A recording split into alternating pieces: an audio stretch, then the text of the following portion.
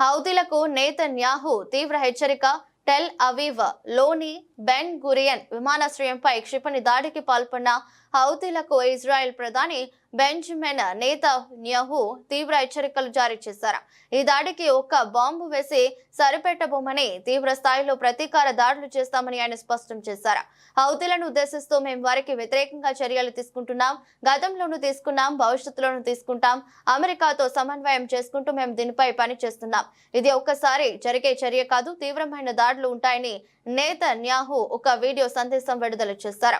కాగా యోమెన్ నుంచి ప్రారంభించిన క్షిపణిని అడ్డగించేందుకు ప్రయత్నించామని, అయితే దాని శకలాలు బెన్ గురియన్ విమానాశ్రయం ప్రాంతంలో పడ్డాయని ఇజ్రాయెల్ డిఫెన్స్ ఫోర్సెస్ ఒక ప్రకటనలో తెలిపింది. ఈ ఘటనపై దర్యాప్తు చేస్తున్నట్లు వెల్లడించింది.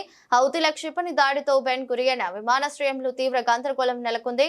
క్షిపణి దాడి జరిగిన ప్రాంతంలో భారీగా పొగలు కమ్ముకున్న దృశ్యాలు కనిపించాయి.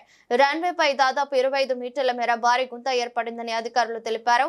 టెర్మినల్ భవనంలోని ప్రయాణికులు భయాందోళనకు గురయ్యారు. అయితే భద్రతా కారణాల దృష్ట్యా air India, delta airlines, Lufthansa సహా పలు విదేశీ విమానయాన సంస్థలు టెల్ అవీవ్ కు తమ సర్వీసులను తాత్కాలికంగా నిలిపివేశాయి.